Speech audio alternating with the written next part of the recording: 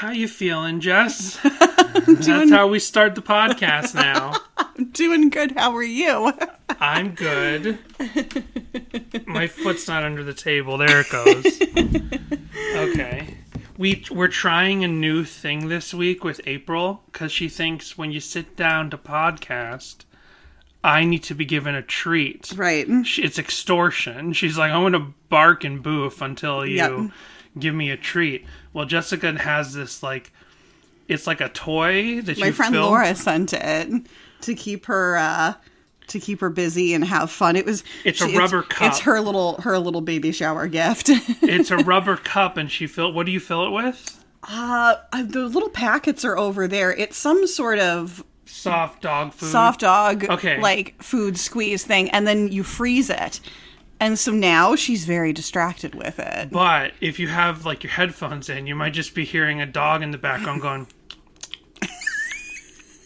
the whole time. So sorry so about before, that. Instead of a dog barking occasionally, now you're just going to hear licking sounds the whole time. I'll put it in the living room next time, and not in the kitchen. We could move it now. I'll wait for the break. Which we haven't even finished the cold open, so we'll still wait for the break. I don't know. I guess that was a good enough spot to start. Oh, okay. There was another time in my life. There was another time in my life. Oh, oh. Hello, everyone, and welcome to Sadie Hawkins Pod. Jessica asked me right before we started recording again. She's like, "Did you want to move the little dog cup?" And I'm like, "Nah." Yeah. I'm sitting. It's hot in this apartment, but it's not hot outside. Oh boy, we've got the it's hot again. But it's not hot. It's not. I don't think we deal with this particular situation. It's freezing cold for Los Angeles. It's not freezing chilly cold. outside. It is chilly outside for It's Los 63. Angeles. Yeah. But there's a chill in the air. It's been chilly for Los Angeles in June. It's been June gloom. It's very overcast. And yet it's warm in this apartment. I'm wearing a tank top. You are. It's so weird when Danny busts out a tank top because he never wears them. I've got two tank tops that I don't know why we bought them. I don't know. They're a little too small. They're too small. They're very old tank tops. I might have bought them to go with a certain outfit, so there weren't it might have been for a fancy. No, not this one because this one's blue. Fancy. It's there's nothing fancy about a tank top. No, I think I have a white tank top that I had so that it wouldn't show that I'm wearing a shirt underneath some other outfit. Right. But this blue tank top, I don't know what we bought this for. For the beach? Maybe. For the old-timey beach? Like it's Popeye and Bluto? I'm Bluto, though. I'm going to go kick sand in some nerd's face, and he's going to get the Charles Atlas lifestyle and come back to the beach and beat me up. Anyway. Danny, we have younger listeners. I don't know if they know who Popeye is. Popeye's not a thing anymore, really. There was another time in my life where I would expect everyone to understand the reference to Popeye. Everybody knows the Robin Williams movie. Not everyone knows that either. I don't think I even realized that was Robin Are you Williams. Googling Popeye? Oh no, you're just writing some extra notes? No, I was just trying to fix my notes. It was formatted in a way that was odd. And you never saw the live-action Popeye movie? No, I actually didn't. I don't think I saw most of it, but it used to play on TV when I was a kid, so I would see it in pieces. Right. I remember the box art from, Blockbuster. There's certain movies that, I felt like I had seen them because I would see them so often on television, and I would see bits and pieces of it. I'm like, yeah, I get that whole movie, and the Blues Brothers is one of those. But then I actually sat down and watched the Blues Brothers from beginning to end, and I'm like, oh, there's so much in this movie I'm not familiar with. Right. And Popeye, the live-action movie from is Shelley Duvall in that? Yes. Who's the... Yeah, okay. Shelley Duvall is Olive Oil. It's directed by Robert Altman. Oh, wow, interesting. Okay. Okay. I don't have anything else much to say about the live-action Popeye movie. I was just about to ask if there was top of the show business, though. There are voicemails. Nice. Oh, let's see. Okay, so we have two people called. Okay. Oh, and then there's a voicemail from someone else that it's saved somewhere else, and it's not in here, and I have to go see if I can get it. Okay. But here's the first voicemail. This is someone calling about the prodigal son discussion we had from last week. Oh, nice. Okay. Hey, this is Josh. I'm going to say Bible Josh. And your episode for Prodigal, you asked for more information about the prodigal son. And you know I got to jump in on the Bible stuff. So I'll say, for one, with the prodigal son, everything that happens to him and like losing all his money, there are two explanations for it. In a place like white churches, it's more likely to be talked about as he took the inheritance and it was like shameful and bad and like stretched beyond his position and he lost all of his money. But for like churches made up of people typically lower class or like in Africa or Latin America, you'll also have this conversation about what actually happened if he asked for the inheritance, and then there was a famine in the land, and so he lost everything, not through partying or whatever, as upper class people would say. It was against his will. He had nothing to do with it. There was just a famine, and with poorer people and especially people in Latin America and Africa, where famines are a little bit more common, and I'll say parts of Asia, it's often discussed in terms of that. And second, for the older brother, there's a lot of readings of like the older brother is the Jews and the younger brother's the Christians. That's very typical, like, anti-Semitic Christian interpretation. And then you've got another interpretation that's like the older brother is, I don't know, and the younger brother is Israel, and Israel returns to God. But the gist of it being like the older brother stayed and doesn't get the party. And I think the larger point is that it's always better. You're always happier when somebody returns than when the person has stayed the whole time, because you've got to spend all this time with us everywhere. Look, you've got to spend all the time with us. And when somebody returns, it's always a joyous occasion regardless. So really you have a conversation about hospitality here of like, when you have a visitor, you have to act a certain way, and you don't treat everyone who's been with you the whole time that way. And so there's this broader conversation of like sharing with everyone and sharing with the town when somebody new comes in, because that's expected. And then cut off he didn't get cut off, but then he just kind of dropped out. So Oh, well, that's he didn't super say bye. interesting. It is super interesting. I was just like expecting a bye, and like, oh, it just ended. Okay. And I had to double check that it didn't cut off at the 3-minute mark. Yeah, that is interesting. And I guess I didn't think about when we talked about prodigal, and you know, the song Prodigal, it alludes to the prodigal son, but it's not all about the prodigal son. But another thing I didn't think about is like, it's a Bible story, but it's a story within the Bible story, because it's a story that Jesus is telling. Yeah. And I think in the concept that when you I hear, mentioned that last week. I know you did, but what I didn't think about specifically is like, when you think about the Bible and the way that, you know, it's taught and it's the word of God and it's all true and everything, that's one thing. But it's like, if there's a story within the Bible, it is a fictional story that Jesus is telling within the Bible. So there's this like cultural and religious leaning for us like to revere the stories of the Bible and try not to misinterpret them and stuff. But there's so many interpretations of this story that it's like, you know, because Christ was telling it to people, and now over generations, over cultures, thousands of years, multiple different cultures, different economic, social classes, everyone takes something completely different from the story. You know what I mean? Yeah. Like, there's a handful of Bible stories that's like, well, no, this is the definitive canonical thing you're supposed to take from it. But for this one, it's a fictional story told within the Bible, Right. by Jesus, in like a real Quentin Tarantino style thing, like, or like a Wes Anderson style thing, like a flashback within a flashback. But yeah, it's interesting to realize that there are multiple interpretations of that story based off of different cultures. Then we have Samantha calling. Jess and Dan. It's Samantha H. I'm not exactly sure if I'm Samantha H number 1 or 2, but I'm gonna guess 2. Anyway. Oh yeah, now I'm not sure because I can't remember. So we have 2 Sam H's. So we have 2 female Sam H's on our Patreon. Yep. And I don't, if this is Sam Henson, because I don't recognize everyone's voices, I can't recognize their voices right now, then Sam Henson is Sam number 1 because she was the first one on the Patreon.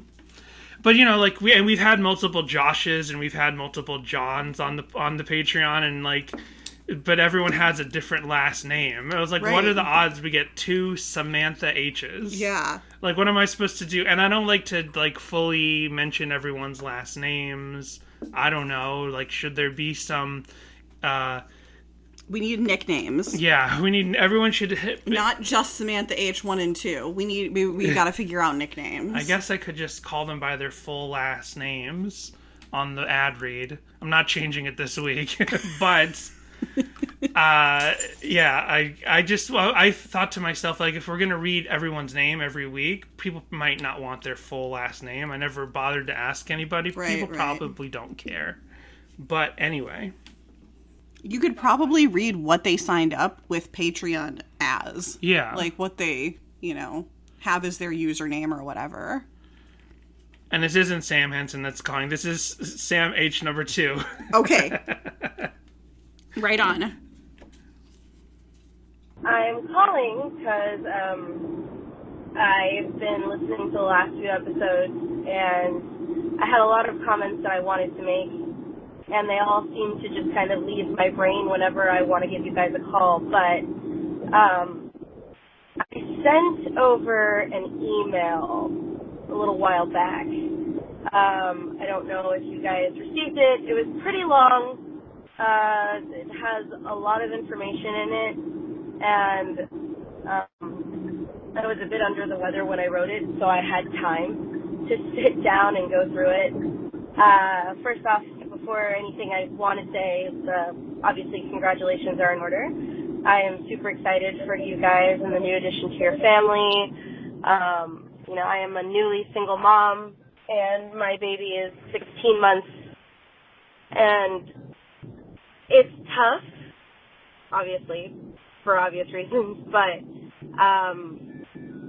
God, it's just the most incredible feeling in the world, holding her, talking to her, realizing that my life existed once upon a time where she wasn't around, and then all of a sudden, now there will never be a time in my life that'll exist where she's not. There was another time in my life. That's fitting for the song we picked this week. Oh, Danny, we're listening to this beautiful sentiment, and you had to go and ruin it. I thought I was enhancing it. I wasn't making a joke. I was saying how fitting for the song we picked. Oh, Danny, can you stop joking, please? I was being serious. I was being sincere. And, I had a moment with myself, a literal coming to God moment with myself, where it was just like, this is it. My life is forever going to be different.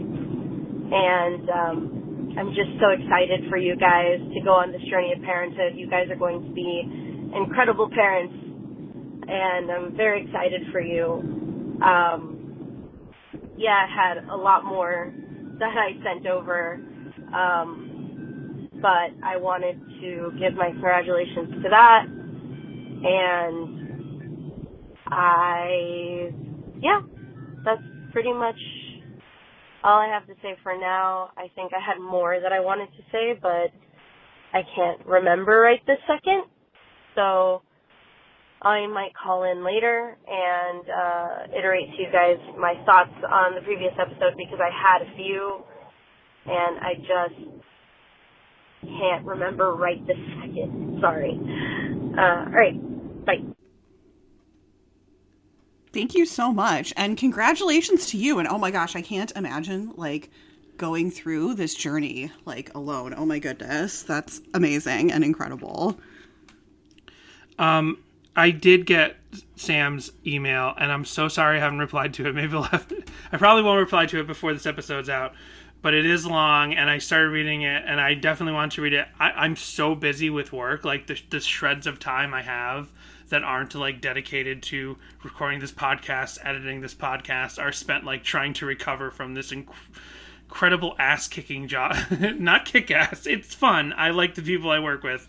This job that is just kicking my ass. Like it's been very difficult. So my shreds of extra time, I haven't been doing all this stuff. Oh, and like I've been working on the collapsible lung thing with people who have been submitting those songs. That's very close to done. And I'm like, I got to do more work on that. I got to prepare the artwork. So I'm going to read your email. I'm so sorry, Sam, that I haven't read it by now. But Sam did call back with more thoughts on the episode. Hey, Justin. Hey, Justin Dan. Sorry, my car was beeping at me, and I wasn't sure if it was the voicemail or my car.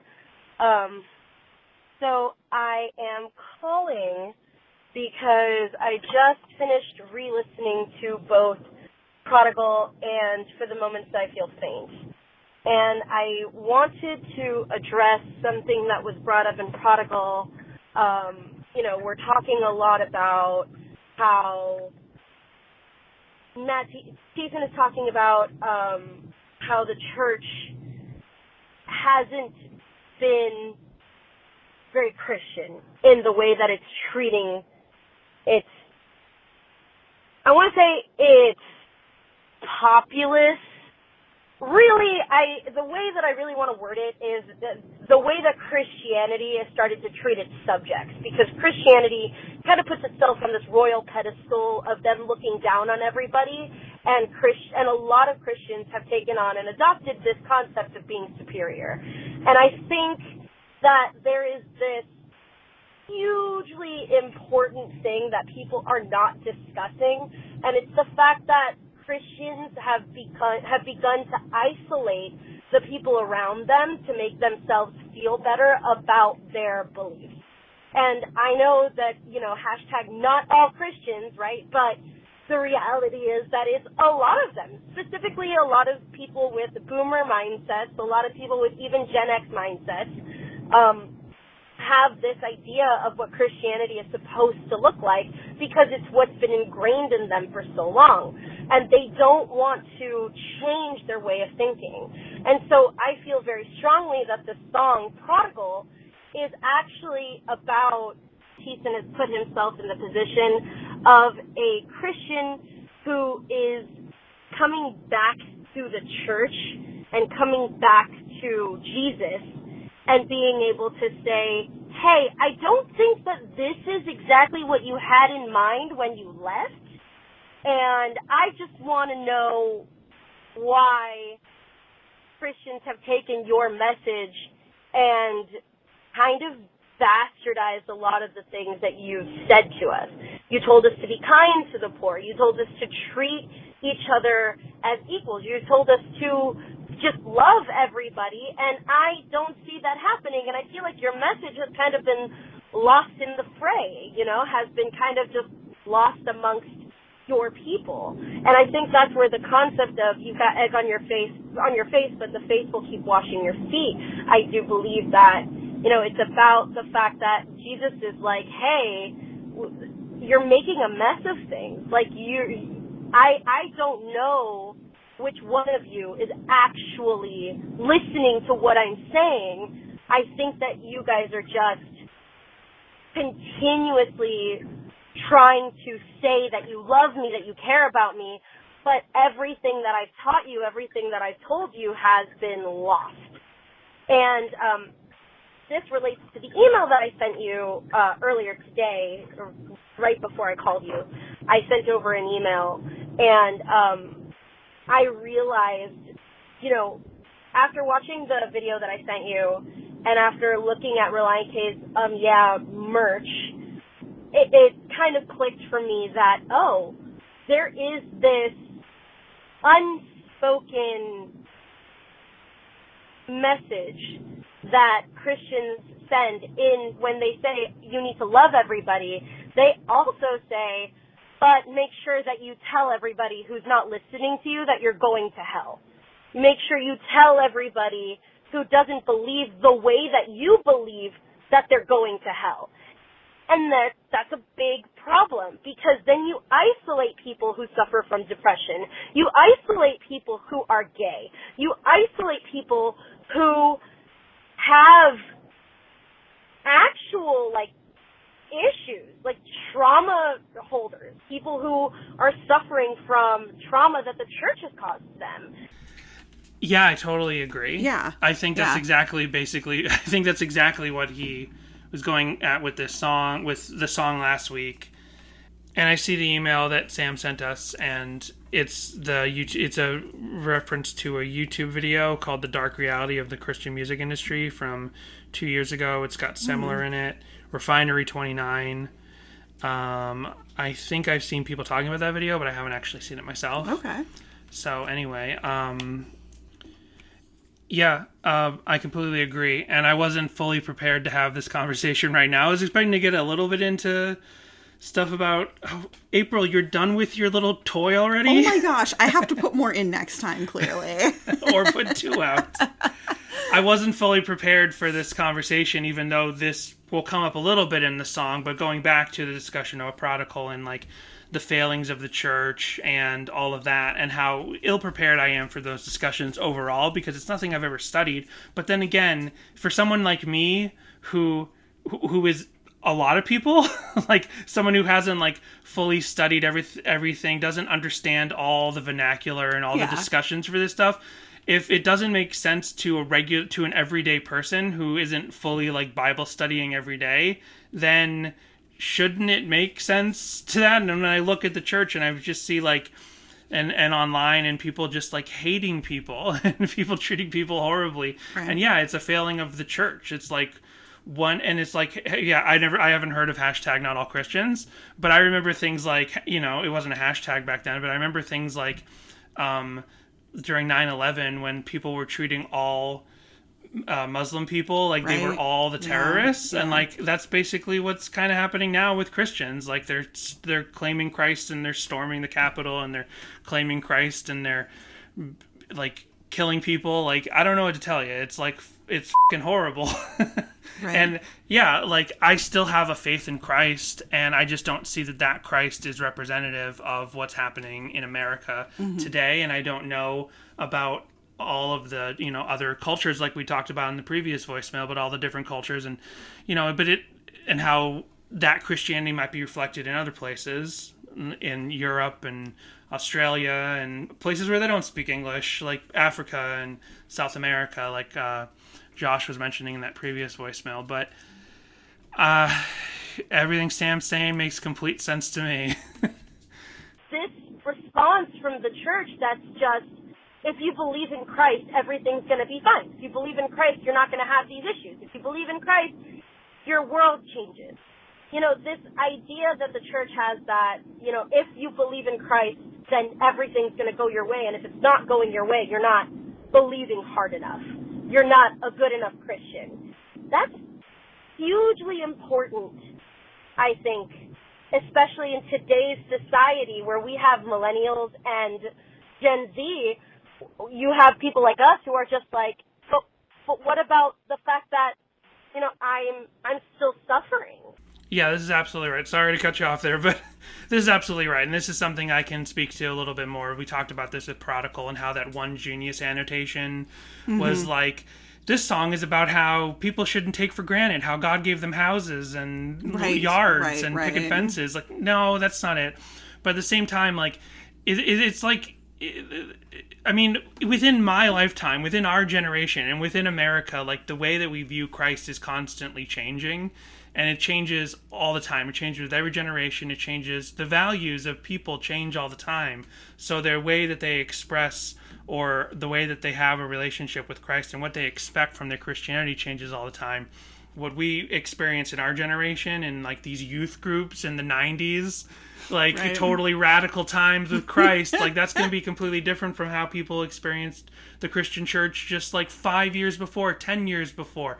I hear people on the internet all the time talking about how like there's not enough of a Christian rock scene to saved, like they're missing out. The kids today are missing out. They're not getting the same experience with Christ because there aren't the same type of bands out there just like touring.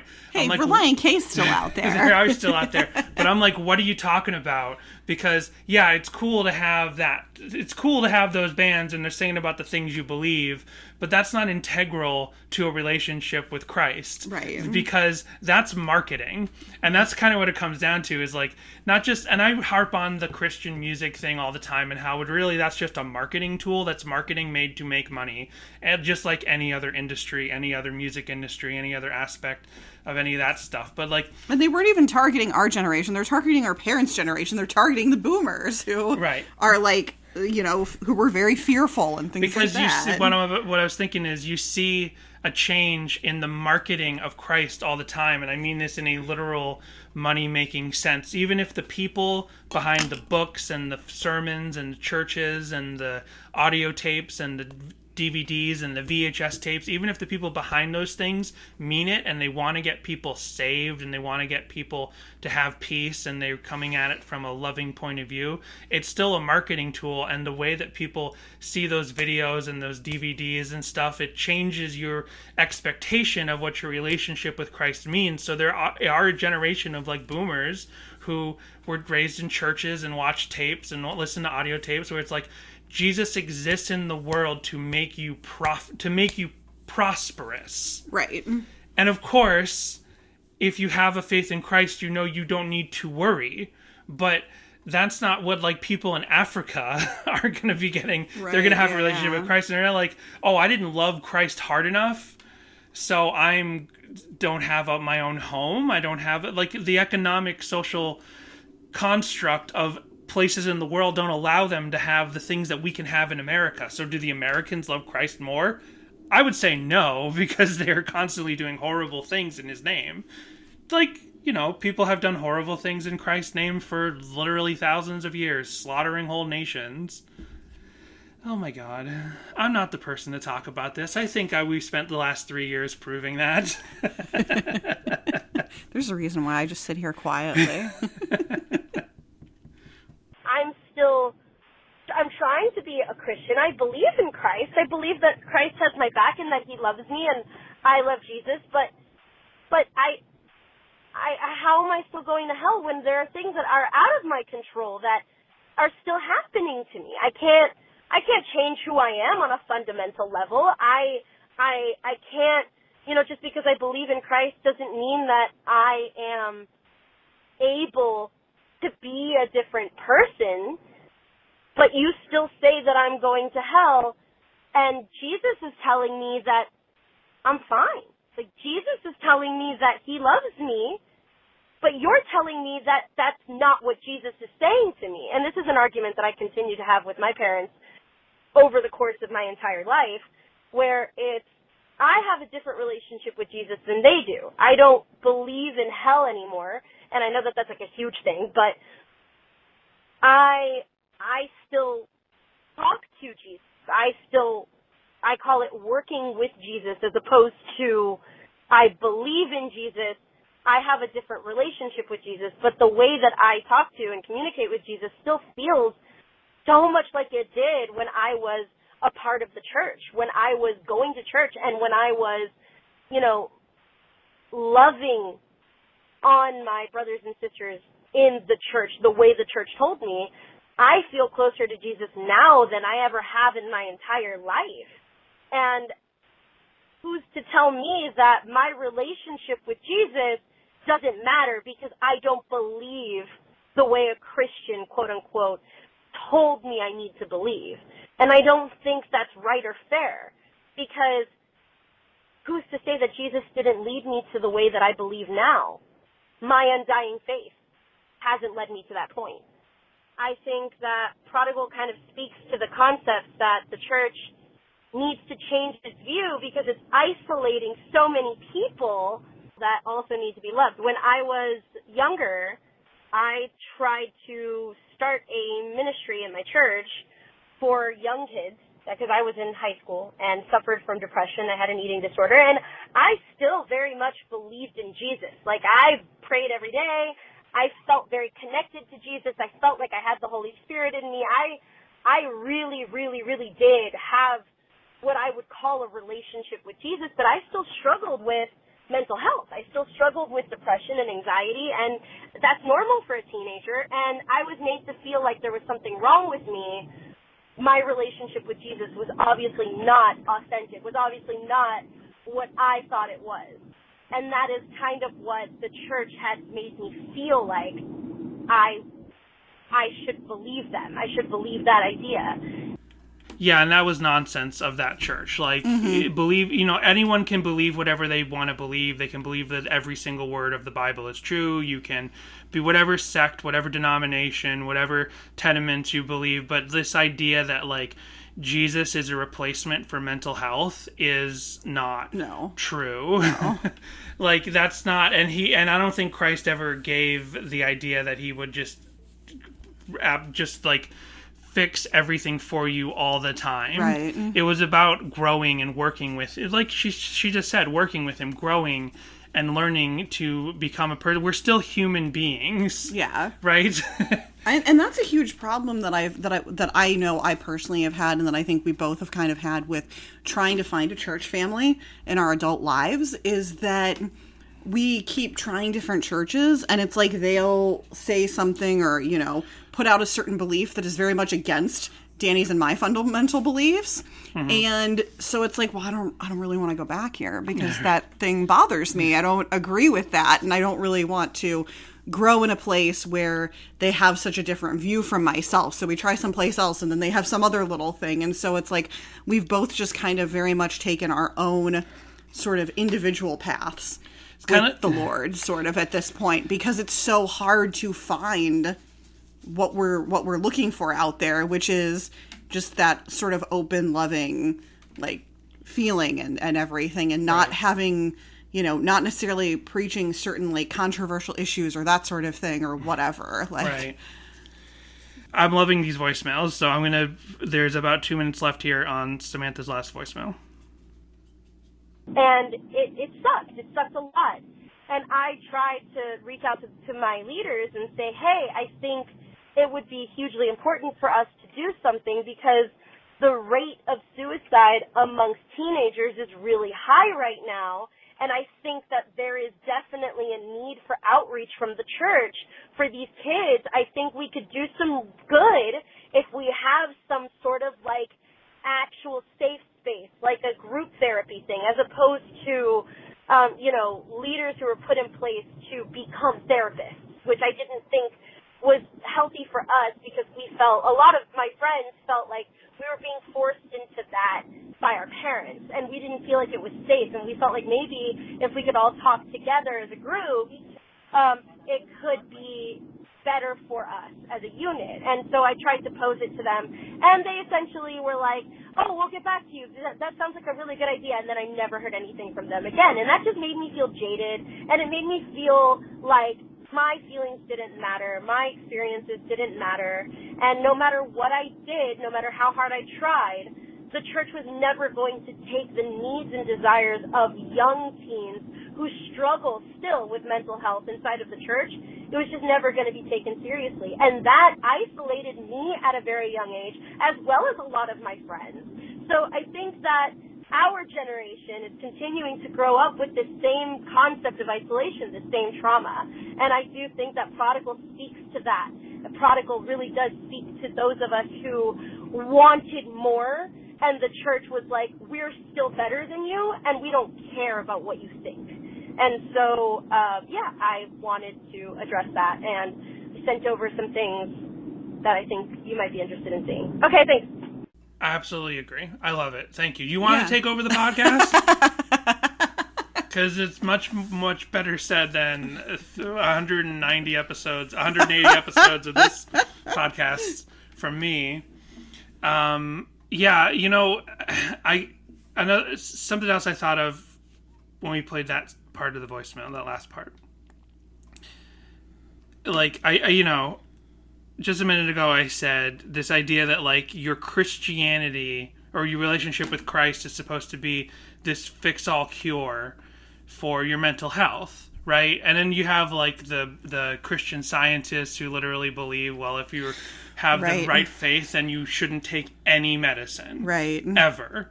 So most Christians would think, oh, that's too far. That's ridiculous. You can take aspirin. You can get chemotherapy when you have cancer. That's not against your faith. You can take any medication that you need for any actual ailment. But for some reason, this stigma around mental health, it's like, well, it's your brain. It's nebulous. So Christ should be enough. And your relationship with Christ can set the basis for finding the help that you need. And I guess what I was thinking now is like this idea that like, oh, you're in the church and you're Christian, therefore you don't need help with your depression. You've got all the help you need, right? Already. It's the Bible. Right. That's enough. Well, it's the classic parable, or the classic joke, actually. It's a bar joke about the guy who's drowning at sea and God sends him a helicopter and he says, no, thank you. God's sending me someone, blah, blah, blah. He dies and God's like, I sent you a helicopter. Everybody knows the joke. Yep. Who's to say, like, basically that was a failing of that church, and those are human beings at that church running that church, and they failed in the mission of Christ because they were being called at that moment to help all of these kids at this church, and they failed. And that's what churches are made of, people, and people fail. People aren't like a word. I mean, I actually don't know a lot about Catholicism. I wasn't raised Catholic. I knew a little bit about it because I grew up in Boston. I had Catholic friends.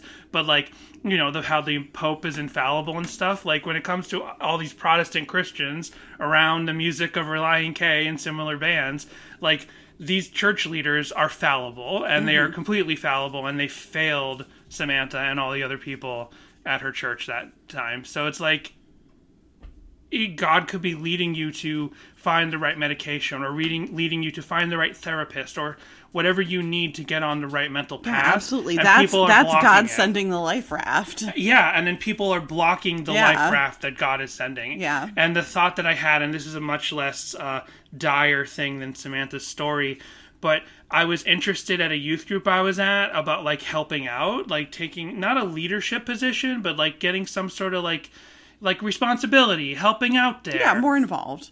And there was this stupid ass, excuse my language, but she was the type of woman that Samantha was explaining ran her church, who I was like, there's this other kid who's already in like a helping position. I'm like, how did Brandon get that job that he's doing with the youth group?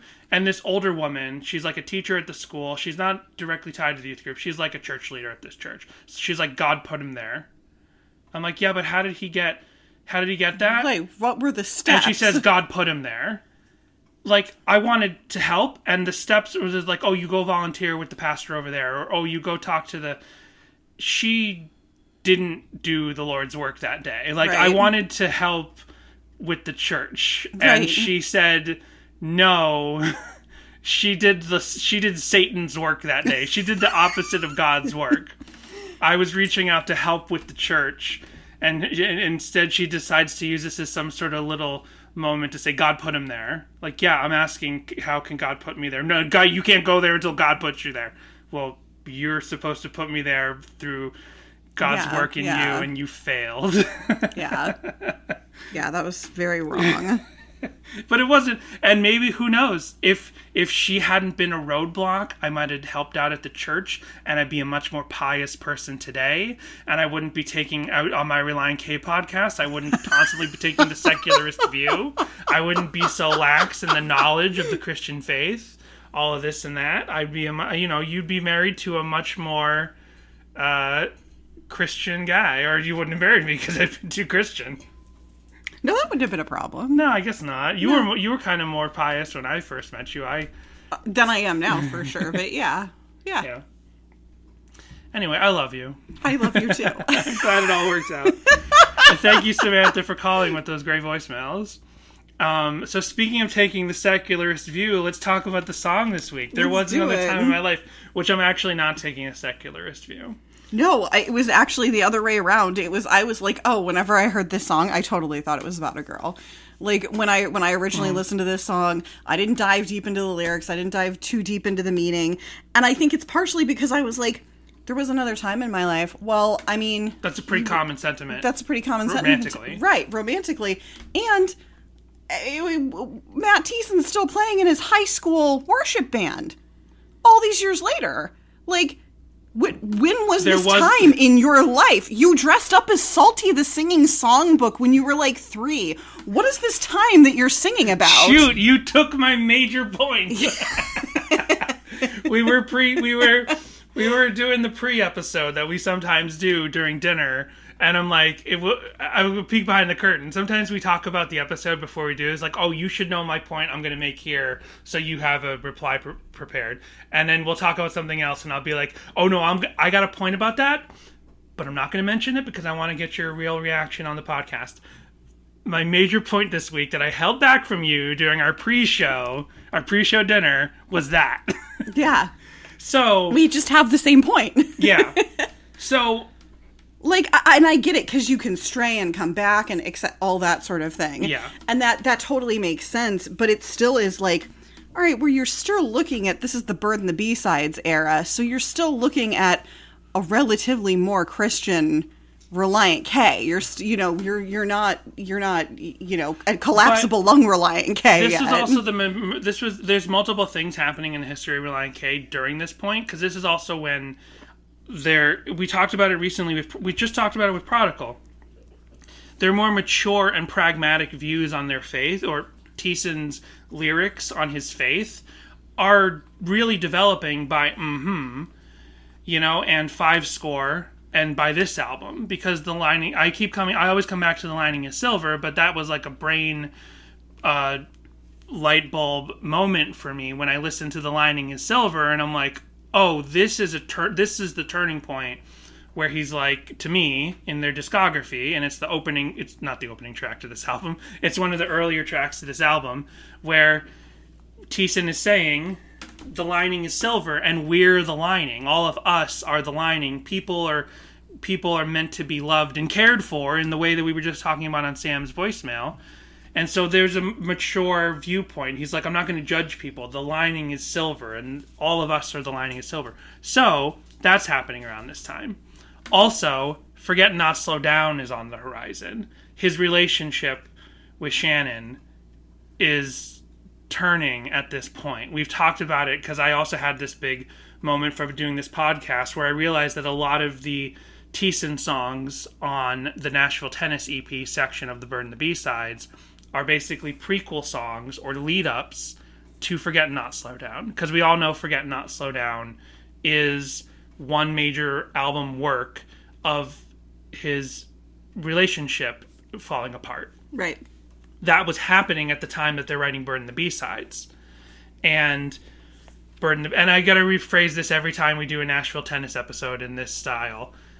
The Nashville Tennis EP section of the Bird and the B-Sides, they did because they were contractually obligated to record some new music in 2008.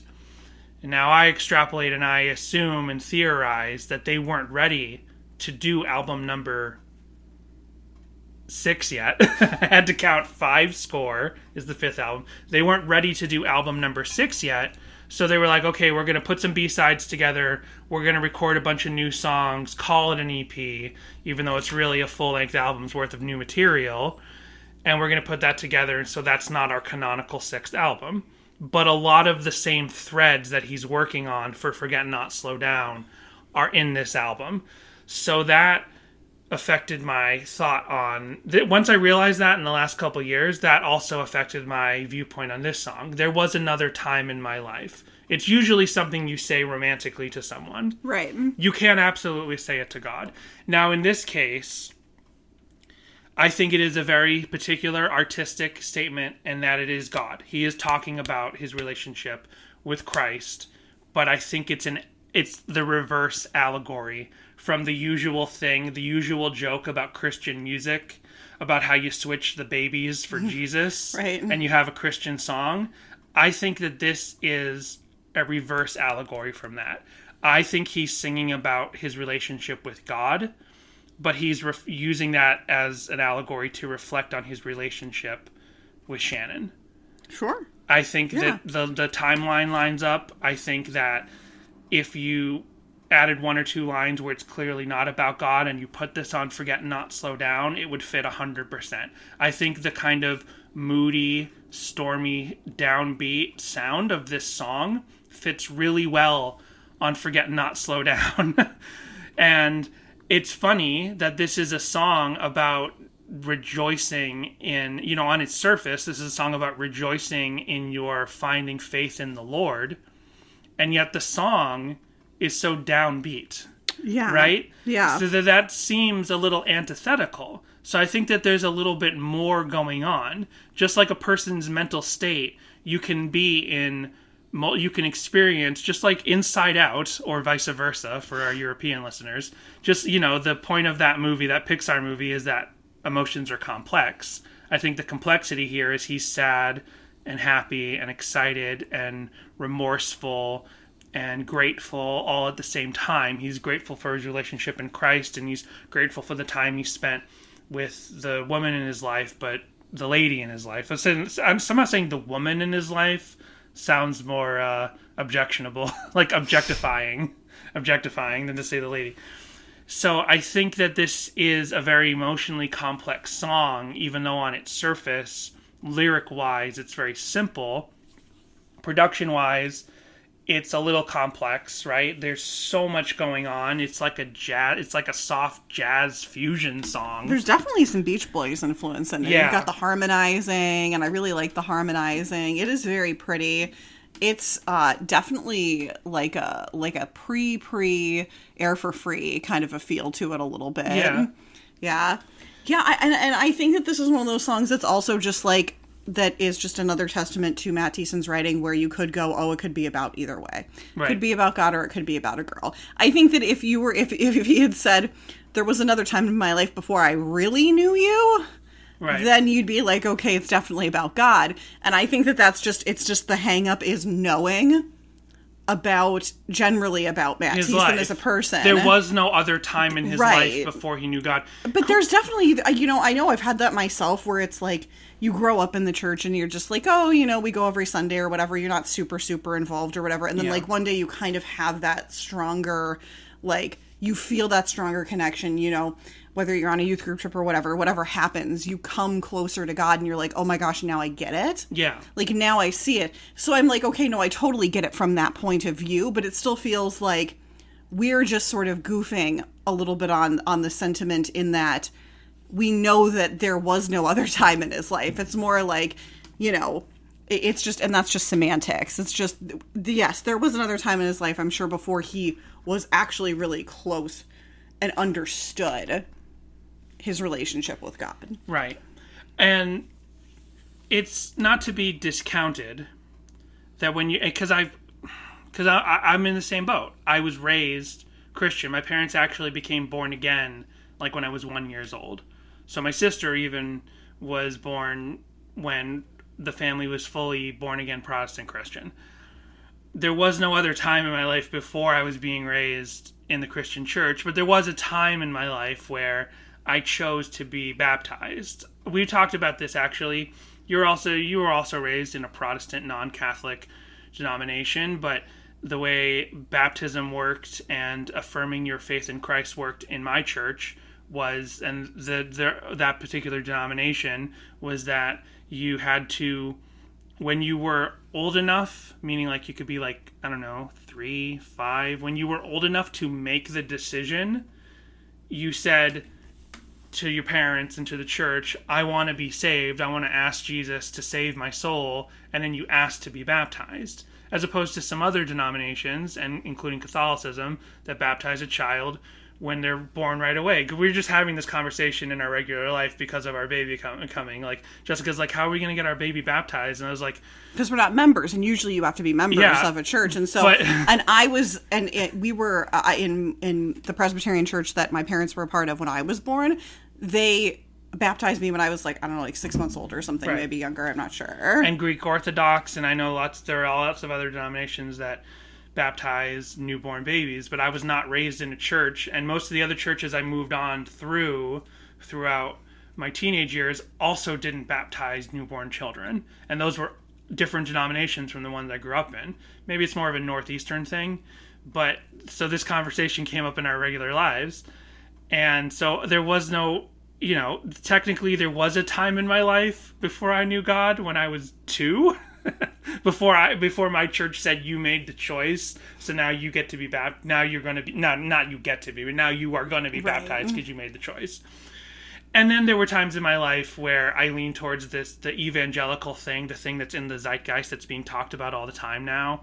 I brought that on to myself. I wasn't raised in the youth group culture that now I'm so connected to being aware of what's happening because of other, friends that we have online and stuff. I had a time where in high school, I chose to go to a church that happened to be more evangelical. And I was like, oh yeah, this is cool. I got friends here, so I'm going to be all about this stuff. And that was about 3 years of my life where I got the most evangelical and the most conservative, but it never really fit in my brain all the way. And by the time I was out of that, I was like, that was a weird days of couple years where that wasn't quite me, but no different from when you're in high school and you decide you want to be in the chess club, or you decide you want to be in the football. Phase. You have a goth phase. I had an evangelical phase for like 3 years in high school. Yeah, I had an extra super more Christian, but not even, I mean, now hearing from other people, I'm like, oh, I wasn't even on that level, right. But like, I definitely had that phase in high school as well, so. Because I didn't even learn what ex-evangelical was until we started this podcast. So a couple years into learning what that was, I was like, I'm next-evangelical, meaning I thought I was evangelical, but I was not next-evangelical. Yeah, when I met Danny, I was just like, oh wow, this dude is like way more like Christian and into that scene than I am. But then we started meeting people online, and we realized, no, I'm not even close to that either. Right. It's all 50 Shades of Grey, Yep. 50 Shades of Christ. So yeah, but we know enough about Matt Thiessen that we're like, and I know enough about my own life that I could be like, there was a point in my life where I was like, I'm 19 years old, I'm reaffirming my life for Christ, and I'm all about it now, 125,000%, and I mean it. And then if I looked back on my life before that, I'd be like, there was another time in my life where I didn't know you, when I was 14. And I was sneaking into R-rated movies. I only did that once in my life, and that sin has never left my soul. But Christ with you, it's like, did you and your friends sneak into Naked Lunch, and you were like, "Man, that is not what I was expecting." I can think of 2 things wrong with that title. No, you know what R-rated movie we snuck into? It was Flirting with Disaster. Is that Noah Baumbach? I think it's like an early. Hold on. I'm pretty sure because we thought it sounded like it would be dirty, right? It had the word flirting in it, right? And disaster. You're like, oh, maybe it'll be an erotic thriller. David O. Russell. So it was an early David O. Russell movie, but it also had Patricia Arquette and Tia Leone, who are hot, right? So we're like, oh, there's going to be hot scenes. It's a Ben Stiller movie. There's not going to be hot scenes. I thought you were sneaking into like Wild Things or something. That's what we were hoping we were sneaking into. But it's an R-rated comedy. It's called Flirting with Disaster. We thought there'd be like provocative stuff in it. There's not that much provocative stuff in it. There's one scene where she's feeding her baby and like you see some side boob of Tia Leone, I think. Mm-hmm. Or is he married to Patricia Arquette or Tia Leone? I can't remember now. I cannot tell from this poster which is which. Oh well. Oh, Patricia Arquette. So he's married to Patricia Arquette. That's her character. So you see a little side boob of her. Anyway, we bought tickets to Sergeant Bilko, the Steve Martin movie, and we snuck into Flirting with Disaster. That's how old I am, folks. Go look up when those movies came out. So my point is, like, you think there's another time in your life before you reaffirmed yourself to Christ when you were in your late teens, in your 20s or something. But he's been in this band, since he was like Relient K, the band, the mission band for the first 3 albums, like out there as a Christ-based mission until, they're doing that from like 18. So what other time in your life? And you look back on your previous life and you're like, oh, the way I feel about Christ now is nothing compared to when I was 14. But that doesn't quite jibe with the seriousness, the serious tone of this song, right, and the serious tone of the lyrics. Now, that being said, another thought I had was, we are 100% trained to look at Matt Thiessen, Relient K songs as confessional, as based on him, as literal Thiessen songs, things happening in his life right now. But this could be a case, relatively, statistically unlikely as it is among the classic earlier Relient K albums. This could be a case of him just singing to a mood and singing to an idea, and based off of an idea that he knows everybody shares. It doesn't have to be directly based on anything he's exactly experiencing. He's not singing about anything he's exactly always feeling or was feeling at that moment, or he had a feeling that tipped off the rest of the mood and the feeling of the song. It doesn't have to be a literal confessional, even though so much of Matt Thiessen's lyrics are literal confessionals to things that just happened that day to him, up to the point in Forget Not Slow Down where he's literally writing about the writing of the album. Like, that's how confessional the songs eventually get. But there is room for artistic license, and this isn't necessarily, this is just to a truth that he knows everyone feels. Or whatever. You know, something else I was thinking about, in Jesus Freak, in the song, not the wiggled around like marmalade jelly, not the best part of the song, but the other part of the song where they're like, a past that comes back in my darkest of dreams. There's a line in the song about that. Like, that's a character in a song. And is it Tate? I think that's a Tate line. I know enough about Christian stuff. I know enough about Christian music. I think, like, when I was a kid and I'd hear that line, I'd be like, I would think to myself, like, oh, I don't have a past that comes back in my darkest of dreams. Am I supposed to in order to have a relationship with Christ? Do I need, like, to sin so badly that then I come back to Christ? Is that required? Like, but, and now I look back on my life and, like, there's nothing in my past that comes back in my darkest of dreams that I need Christ to forgive me for. Like, yeah, I've done things that I feel bad for and that I look for forgiveness and I know I found that in Christ. I'd have already found that in Christ. So I'm cool with it. But I still think of embarrassing stuff. Is God not there to... God's there to help you with your embarrassing moments, like when you think of that thing that you said that was really stupid in class one day. Yeah. Or all those jokes that I tell on this podcast that lay flat. So just one more thing about the music. Yeah, this is a little different from the usual Relient K stuff. I would say the mood, the tempo, all of that is absolutely stuff that has happened in Relient K music before, but there's a soft jazzy feel. You mentioned the Beach Boys. I think there's a little bit of the Ben Folds influence that's come up here and there, and definitely came up in early Earthquakes demos. But there's a soft jazz fusion drumming. Like when that drumming comes in and it's Ethan actually. When Ethan is like gently tapping the cymbal, like sure, yeah, like that comes in. It's also the lead instruments are the Glock and the piano, and that's there's tons of piano in Relient K music. I think I read the Genius annotation, which I'm sure we'll read in a little bit, but they were like, this is unlike a lot of our other Relient K music because it's led with piano and glockenspiel, and it's like, well, that's, yeah, I guess, like, but there's still guitar partially in this. True, yeah. Right.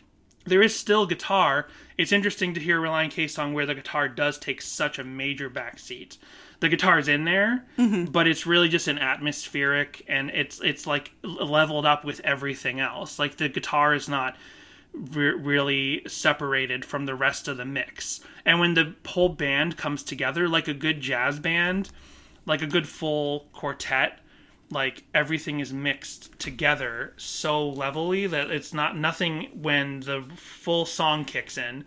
No one instrument feels like it's really leading. Like the piano starts out, you have a little bit of a pseudo guitar solo, and then you have the glockenspiel solo. But most of the rest of the song is just like the mix feels so good. Like I don't know if bringing any other instruments up might damage the song. I think it's mixed so well. And one other last thought before our break, unless you had any other points, is I just want to go back to what we learned about this album when we had Brad Moist from Goatee Records on the show for our Vinyl Countdown episode. And he talked about the history of this album, of the Nashville Tennis EP songs that are on Bird and the B-Sides. How they got into the studio and they wanted to record some new material for their B-side collection, but they over-delivered. Like, Right. I don't know for a fact what it is, but I guess they could have done, let's say hypothetically, they only needed 5 songs. Or they only needed 8 songs. Or they only needed 20 minutes. They only needed 10 minutes of new material. Or they, a lot of B-side collections will have like 2 new songs on it, right? Sure. So maybe they only needed 2 new songs, but instead they over-delivered and they delivered like 12 songs at half an hour of brand new material along with a whole B-side collection. And this song is so not half-baked. This song is fully baked. You know what I mean? Yeah. And to think that this is something that they were contractually obligated to do, and by all accounts, they didn't want to do this album. Right. But Relient K never half-assed anything, and they didn't half-ass this either. Like, this is such a well-developed song, and so well-mixed, and so well-recorded, and so kind of unlike anything in and of itself that they'd done, and they did it great. And so it's funny that this is also a really under the radar. This is a deep cut for Relient K overall. It's never been played live. There's a couple of covers, but it is, a song that people definitely love, but it is a deep cut. I would consider this an album deep cut for the overall history of Relient K. And yet, in an album that's like, this is the bird, right? That was something else we learned, that the reference of the bird might have been, this is something they just flipped off. Right. Like, that's kind of one of the double meanings of the title of The Bird and the B-Sides. We learned that from John Schneck. Should I be reminding everyone that that's where we learned it from? Like, they were like, here's the bird to the record label. We did it. We got your new songs, and here's the B-Sides. And yet, it's the most beautiful, kind flipping of the bird, like the most artistic and fully developed and amazing and over-delivered flipping of the bird you could possibly give to the record label. And I think, I don't know, I think I like this song more. Oh, wait, we saved that for the end. Spoiler warning. Anyway. Well, with that, we're going to go ahead and take our break, and we'll be right back. Thank you so much for listening to Sadie Hawkins Pod. New episodes are released every other week, but you don't have to wait that long to hear more from us. You can join patreon.com/Sadie Hawkins Pod to listen to our bonus episodes every alternate week. When you sign up, you'll get access to years of backlog episodes, including our discussions of the songs from Relient K is for Karaoke, every chapter of the book, The Complex Infrastructure, known as The Female Mind, as well as other projects and features from members of Relient K. You'll also have access to live streams of us watching fan content on YouTube and many other topics. When you sign up, you'll receive a welcome letter with guitar picks and stickers, and by making a lifetime contribution of $60, you'll be eligible to earn a special Patreon-exclusive shirt. You'll also get thanked on every episode, like our current patrons, who include Charity, Samantha H. number 1, Samantha H. number 2, Matthew, Bjorn, Emily, Isaac, Kindle, Joshua, Daniel, Jay, Michael, Jimmy Eat Pod, This Might Be a Podcast, Tucker, and Brady. Even if you don't want to sign up for the Patreon, you can still join the conversation by contacting us with your thoughts on this episode, your corrections, and your Relient K memories at our voicemail line 402-95-SADIE, or by sending an email to sadiehawkinspod@gmail.com. You can also visit our socials, Instagram, Twitter, and TikTok, which are all at Sadie Hawkins Pod, where you can see the visuals we discuss on the podcast each week. And on Facebook, search for Sadie Hawkins Group to discuss our show and Relient K. There aren't a lot of guarantees in life, but I can guarantee one thing. It's very hard to think of what to say at the end of these ad reads. True.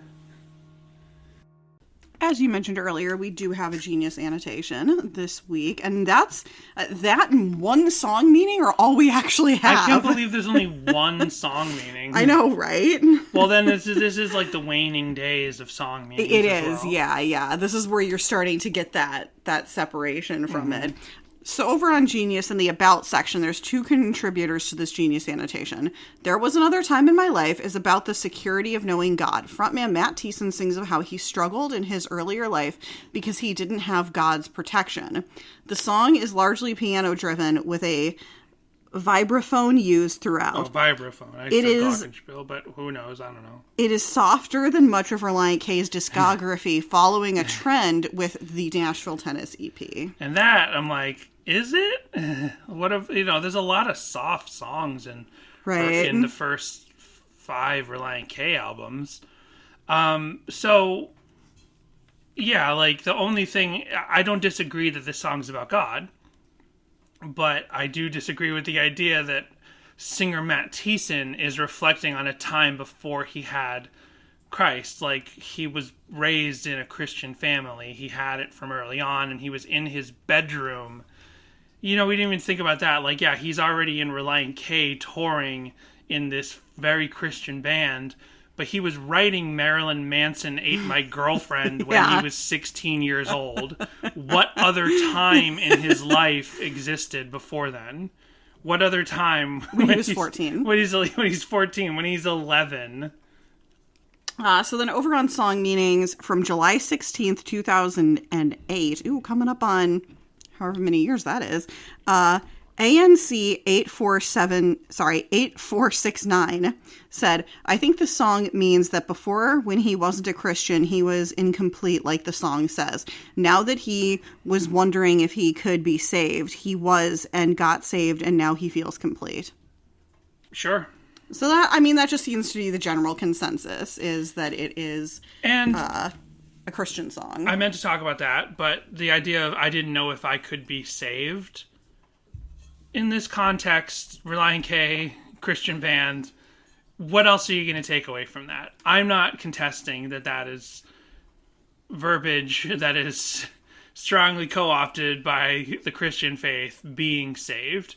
What else could it mean? Yes, I agree. It's got to mean you're talking to God to save you.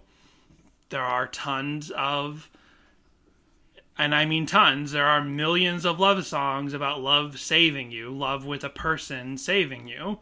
I do think that this is an allegory for love with a person expressed through the love of God, which when you is look not at the, sacrilege at all. If you dive into the lyrics, they definitely make a very good case for being about God. I know that I've come a long way. My heart's headed in the right place. But sometimes your past's hard to face. But now I know you. Sometimes your past is hard to face? Meaning, I think he means sometimes your own past yes. is hard to face. Because it was like, but again, wait, your past is hard to face. If he's saying your past, I didn't notice that. If he's saying your past being the person he's singing to, then he's clearly singing to a person. No, So, but that's not. He means it in the royal you. He means it in the right. But if you subscribe to Danny's theory that a lot of these songs were also written during that same sort of forget and not slow down time, you could also look at that. I know that I've come a long way. My heart's headed in the right place, but sometimes your past's hard to face. Mm-hmm. All of those things could lead you to be like, oh, okay, this is about facing your past and things that you've done, but now I know you and wanting to be better for that other person. Right. I sailed through the high winds and waves. I wondered if I could be saved, but I have emerged unscathed because I know you. So that definitely is more on the Christian level. But it also works. It does work both ways, yeah. And I think that is deliberate. There's a handful of Relient K songs where I think that line is tread very much on purpose, and not for the cynical way of let's trick people into thinking this song's about a girl when it's really about God. I don't think that's I don't take that particular cynical view. I think if he's singing a song and it's kind of about both, he's doing that because that is an artistic choice that is beautiful to be able to write a song that is about both things. Yeah. I just want to mention again, Halloween and Owatonna. Different correlation to what I'm saying here. People didn't, if you go back to our Halloween and Owatonna song, our Halloween and Owatonna episode, every choice, I like the word, I said verbiage earlier, I'm going to use that one again. Every choice of verbiage that Matt Thiessen uses in Halloween and Owatonna is very meticulously chosen, in that when you first listen to that song, it sounds like a violent attack with a chainsaw. Right. But when you actually dissect every individual word, like a classic movie that implies gore but doesn't actually show gore, he's not actually using gory words. He says blood runs cold. That implies blood spilled on the ground and it grows cold because the person's dead. But blood runs cold also means you're really scared. So what I realized when we did Halloween and Owatonna is that he's a perfect wordsmith, and he wrote a song that can be interpreted as a literal attack with a chainsaw that killed someone, or a prank and a scary day where someone scared someone with a chainsaw and no one was hurt. Both interpretations of that song are 100% valid. So I think that's the thing that happened to him when he saw the face in the tree and something happened to me. That's Halloween Blues. I know. I'm just putting them all together. So that's the kind of level of lyrical ability he has to choose words that allow both interpretations. And I think that he is more than just allowing both interpretations. I think he is fostering both interpretations. Mm-hmm. And then there's the bridge. Before I knew you, before I could see that you could take all my troubles from me, before I knew you, I was so incomplete. Which, again, could really be taken either way. Yeah, because when you find someone you love, you feel like you are complete. And I absolutely don't ascribe to, and I've made this very clear, and I think it is actually unbiblical, and I think it is unchristian, to look at the love that human beings share amongst each other and say, oh, that doesn't count, because you don't have enough Christ between you. Shut up. Right. Shut up if you feel that way. That's awful. I don't ascribe to that. Even if you fully believe that only Christ's love is the greatest love in the world, that's wonderful. It's the top love. It's the most love. It is unreachable love. And humans aren't capable of that same level of love. Don't equate human beings being incapable of reaching the level of love that God has. Don't equate that as meaning that the level of love that humans express to each other is less. Shut up. Just shut up if you feel that way. You're wrong, because I've heard that in so many churches, and I believe that at different points. To think that the love that human beings can feel and have for each other is somehow less than love within the church. Well, we see that love within the church fails consistently. We just talked about it with Sam's voicemails. Love, then so many churches don't have love. So many churches say they have love and they don't have love. It's a total lie. And other churches do have love. But don't pretend that love doesn't exist for people who don't have Christ, or that the love that people have felt without Christ is somehow like, oh cute. That's cute that you think you have love, but you don't have Christ, so you don't really have love. Stop it.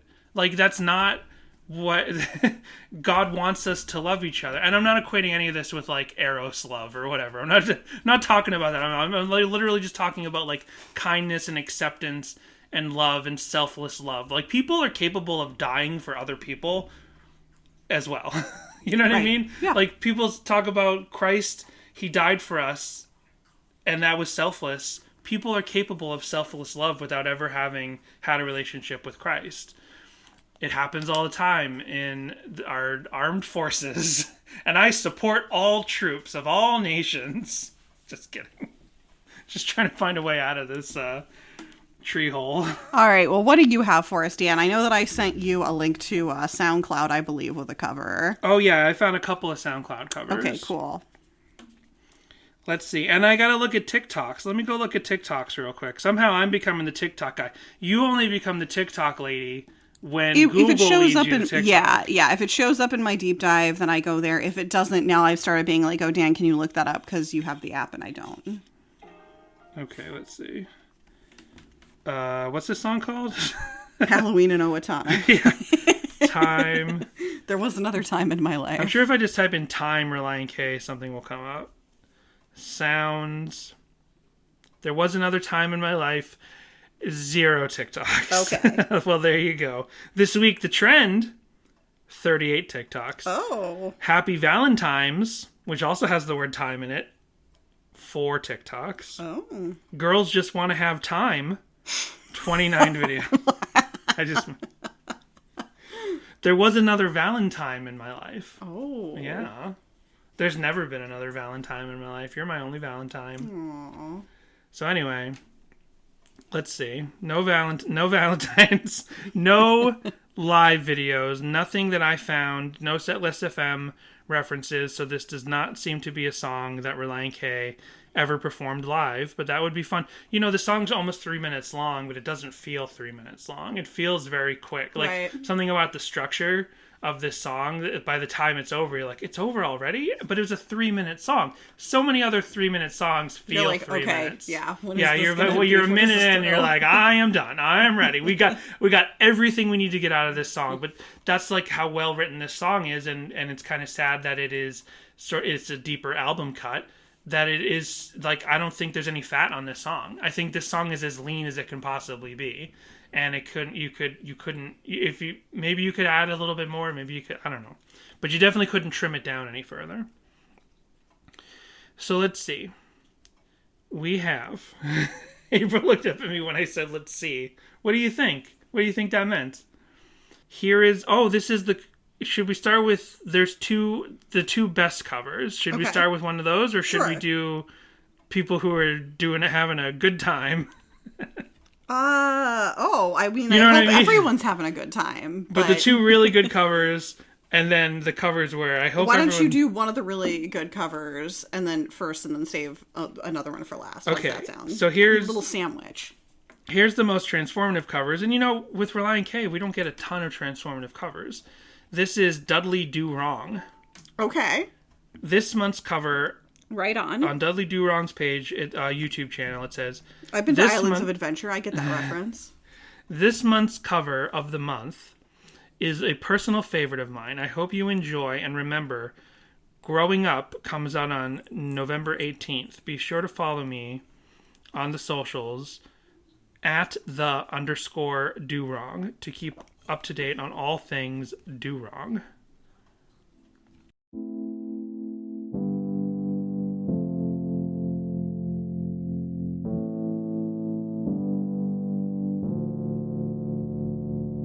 I know that I've come a long way. My heart's headed in the right place. But sometimes your past's hard to face. But now I know you. But was another time in my life. There was another time in my life. Oh, was another time in my life before I knew you.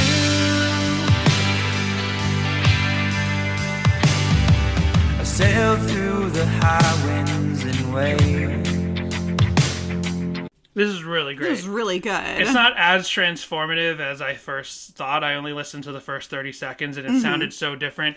When the full band kicks in, I'm like, okay, it's got the same general vibe as the real track. It's still great. He's still yeah. doing something different than the original track, even though he's kind of keeping with the same vibe and mood. I wondered if I could be saved, but I have emerged unscathed, 'cause I know you.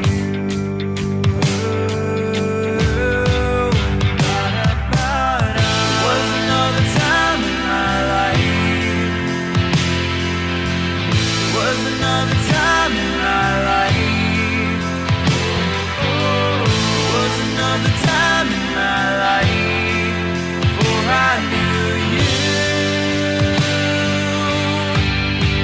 Before I knew you. Before I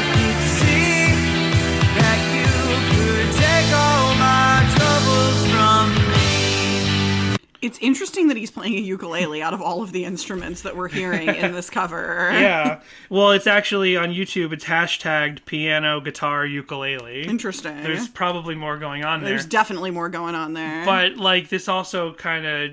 It jives with the original version where the guitar is so evenly mixed, and he's playing ukulele, and it must be mixed in there. I can't ascertain it. I can't hear it. Maybe when I have headphones on when I'm editing the episode, I'll hear it. I don't know. Well, there's another minute left of the song, but I think people have to go listen to Dudley Do Right's cover and check out the rest for themselves. You mean Do Wrong? Dudley Do Wrong. I did wrong by saying Do Right. So here's, a cover that someone did. Okay. No, they're all great. They're all great. Here's one of those SoundCloud covers. This is by Spire, and I think that these are like MIDI instruments or something. Okay. I don't remember exactly how it sounds, but this is by Spire, with an I, on SoundCloud.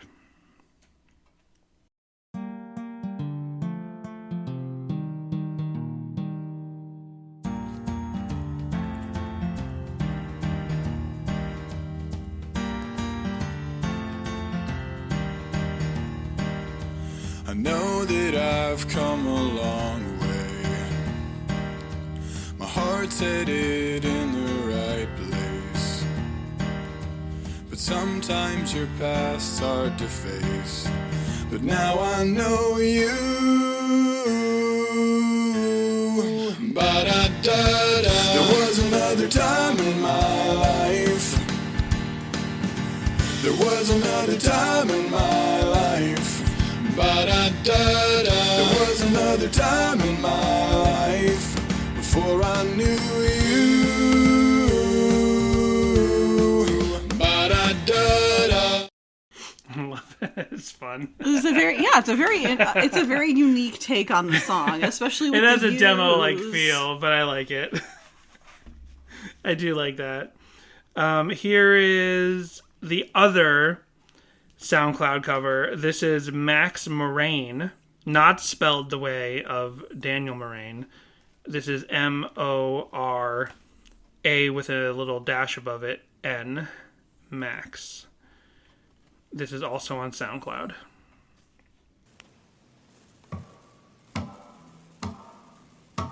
I know where I come from away.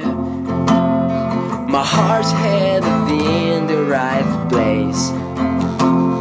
But sometimes your past hard to face.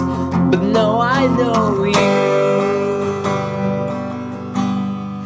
There was another time in my life. I love it. It's actually really good. This is the best cover I was talking about. This has got an accent. He's just belting it out. Let's hear a little further into the song. There was another time in my life.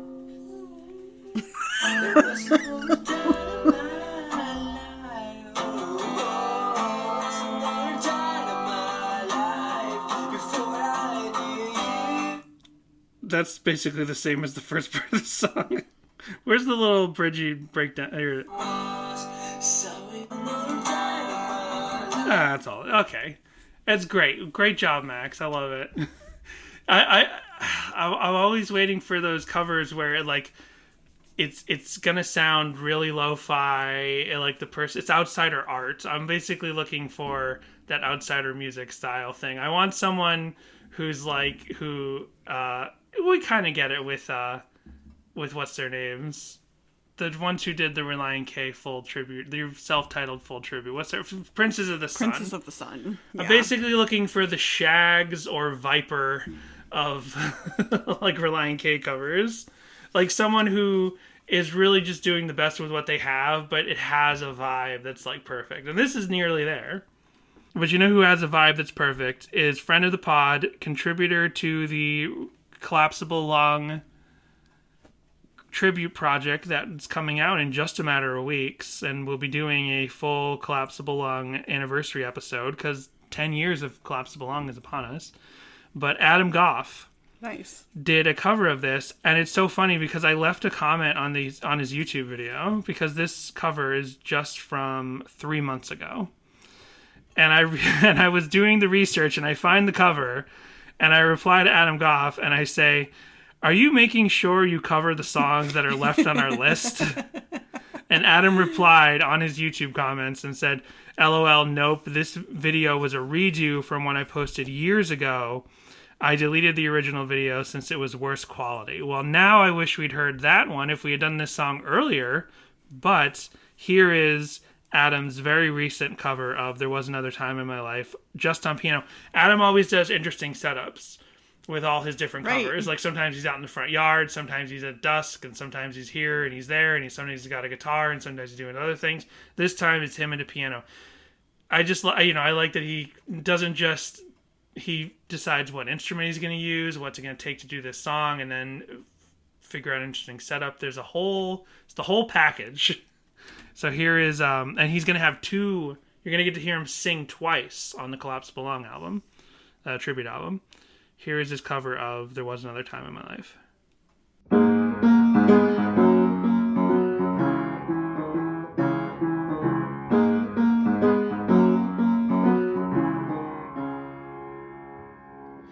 know that I've come a long way. My heart's headed in the right place. But sometimes you'll pass out to face. But now I know you.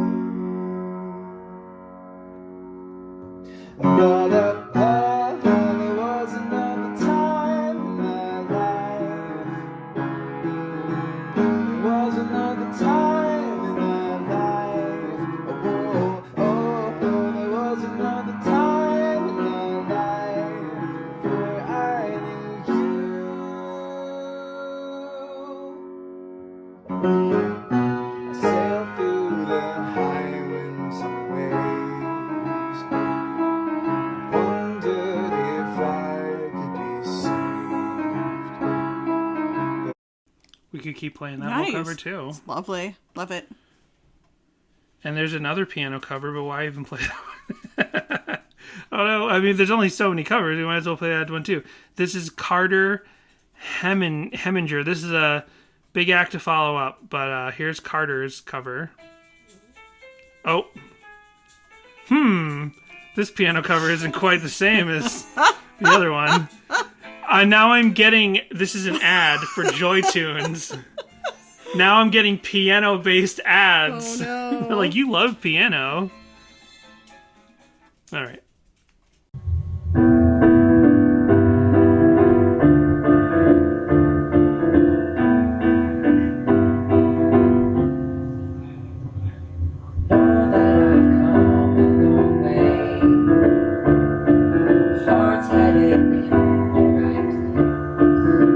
We'll skip ahead a little bit, but this video's from 9 years ago. It's a more low-res camera, and it is an electronic piano. It's one of them electric pianos. You could take all my troubles from me, for I was so incomplete.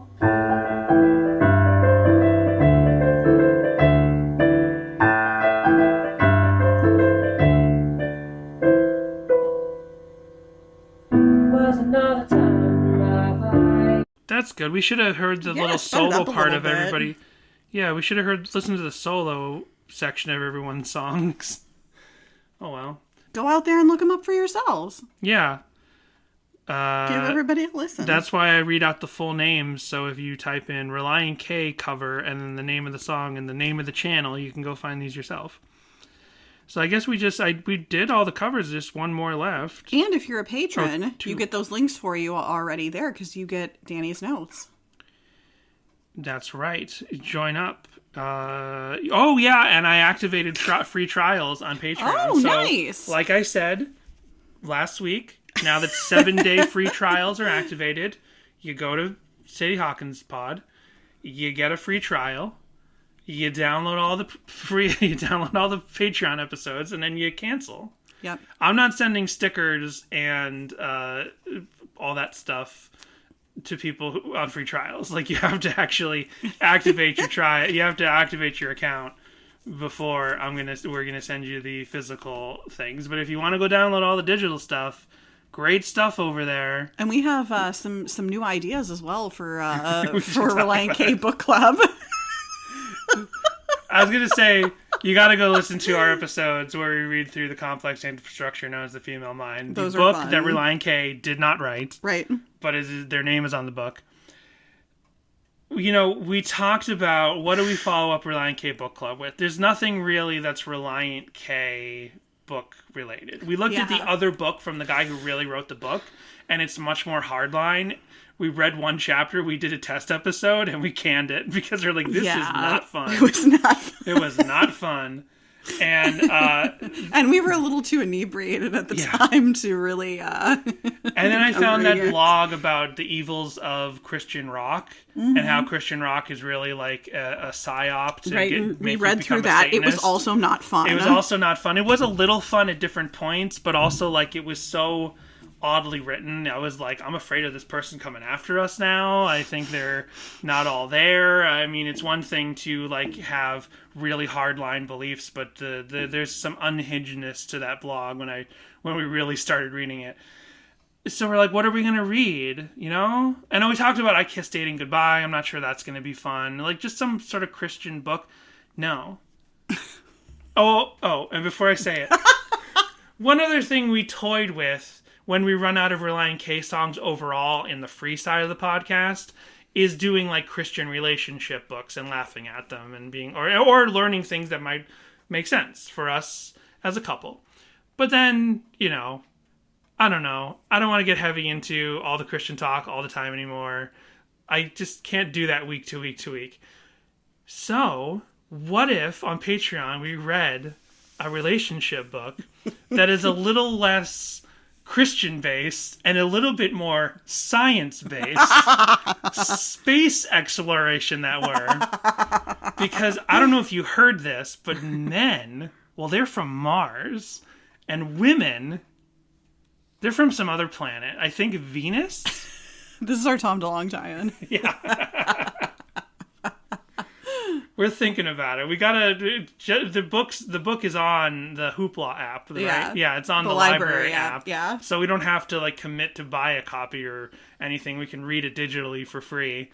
My mom was talking to us on the phone, talking about baby shower stuff, and she lives on the East Coast, but we're gonna do a digital baby shower, and she's like talking to us about that, and she started talking about. Like, men are from Mars, women are from Venus, and she's telling us... a point system or something, and we're like, what are you this sounds talking so This sounds laborious. awful.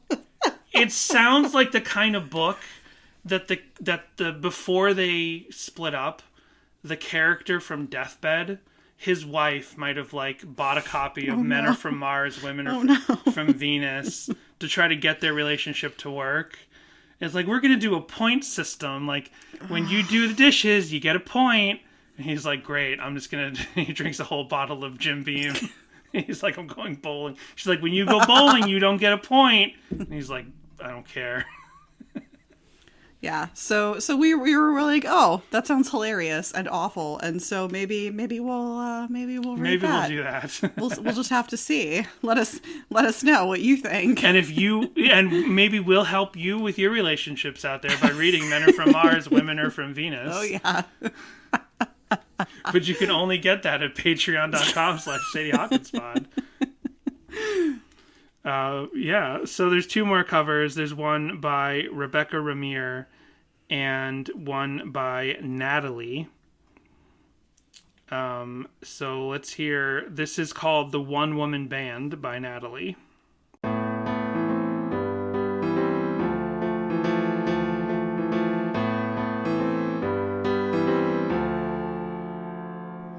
I know that I've come a long way. My heart's headed in the right place. Oh, right. I remember thinking, like, her voice sounds very much like Amy Mann from Till Tuesday and, the Magnolia soundtrack. Amy Mann. It's lovely. Yeah. Anyway, There's no images in this video. Well, there's an image. It's just a still image of a nice sunset over the snow. But there's no visuals of her singing. Sometimes your past hard to face, but now I know you. But I'm back. There was another time in my life. There was another time in my life. But I'm back. There was another time in my life before I knew you. But I'm back. Safe through the highways. Yeah, you know, since this is like a jazzy, soft song, it actually lends itself to be sung by a woman. Mm-hmm. It does, yeah.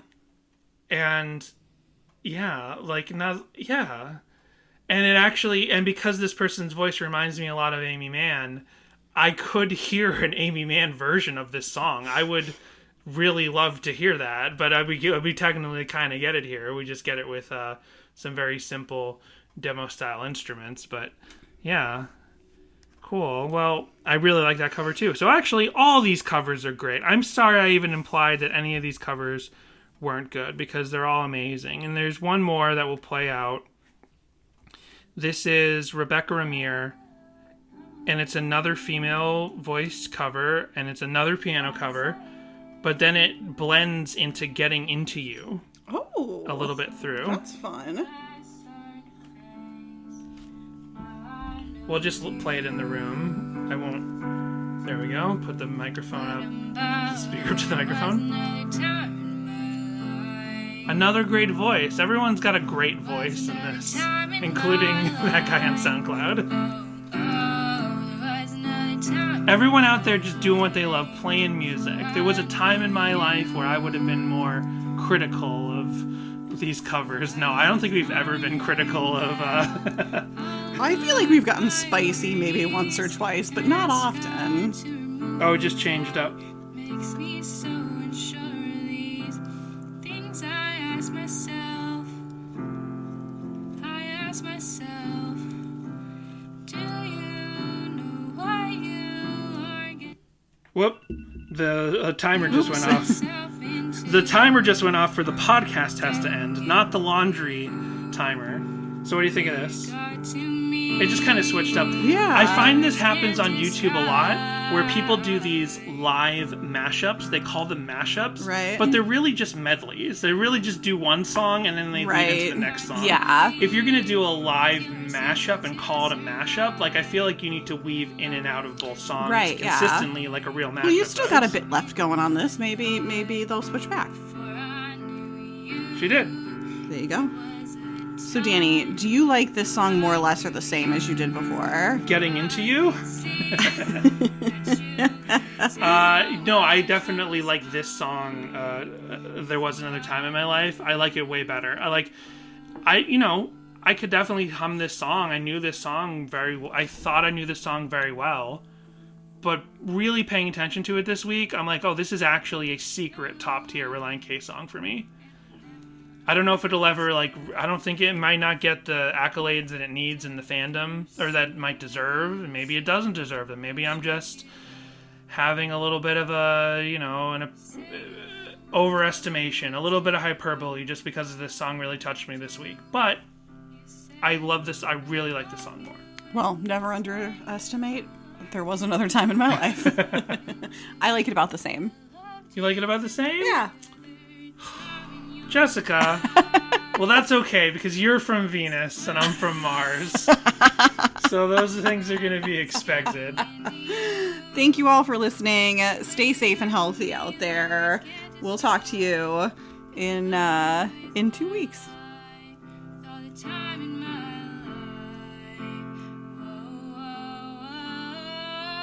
life? It's almost over.